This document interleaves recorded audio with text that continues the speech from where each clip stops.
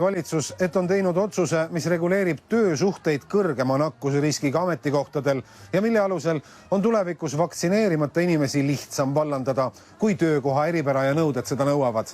EKRE juht on üsna üheselt veendunud, et kui määrus jõustub, toob see rahva tänavatele.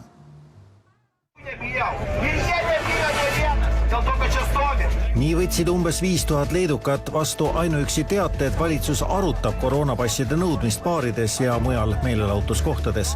Pärast parlamendi istungit tõkestasi protestijad hoone väljapääsu, politsei püüdis neid laiali ajada, kuid politseid looviti pudelite, signaalrakettide ja püravahenditega. Politsei vastas kilpidega surumise ja pisargaasiga. Eestis läks esmaspäevast alates selline kord käima rahulikult. Teisipäeval astus valitsus järgmise sammu, ehk mittevaktsineeritud inimeste vallandamine muutub kergemaks, kui töö iseloom seda nõuab. Valitsus ei tegele vallandamise soodustamisega. Ehk valitsuse erinevad juriidilised korraldused, ettevalmistatud määrused tegelevad ohutu töökeskkonna tagamisega, tegelevad ühiskonna avatud hoidmisega.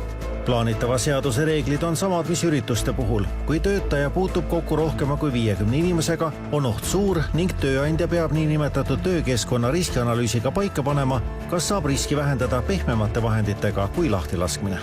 Kõrgem riskitase SARS-CoV-2 leviku tingimustes on loomulikult nendes töökohtades, kus puututakse kokku paljude Eesti inimestega, paljude töötajatega.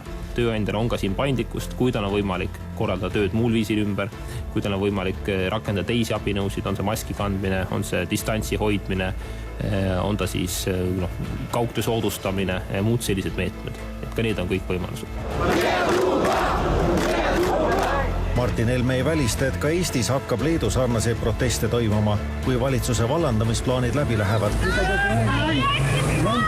Ning rahvas peaks tema arvates näitama kodaniku allumatust. Ma arvan, et me liigume selles suunas, et inimeste tegelikult kannatlikkus on minu meelest väga ära kurnatud. Nii ettevõtted peaksid keelduma sellise passi nõudmisest, ettevõtted peaksid keelduma sellisest vahetegemisest inimeste vahel, kas nad on vaktsineeritud või mitte vaktsineeritud, ja ka kodanikud peaksid aru saama, et selline inimeste omavaheline vastandamine kuhugi heasse kohta meie ühiskonda välja ei vii. Vaktsineeritutel ja vaktsineerimata inimeste vahel vahetegemise vastu lubas EKRE Riigikogus võitlema hakata.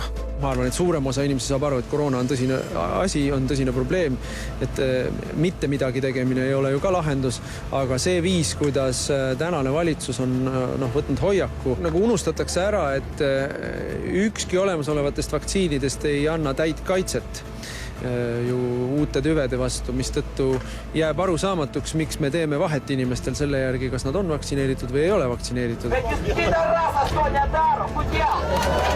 Presidendi arvates on vaktsineeritutele soodsamate reeglite kehtestamine karm, aga õiglane. Midagi ei ole teha. Paljudel töökohtadel on nõuded. Me oleme harjunud sellega, et tavaliselt see ei puuduta meie keha, meile endale kõige lähemalt. Aga niimoodi see täna juba kord on, et me lihtsalt oleme sunnitud neid valikuid tegema. Aga president avaldas ka lootust, et kui kiire aeg läbi, kontrollib põhiseaduskomisjon üle, kas kõik tehtud valikud on ka ikka põhiseaduspärased.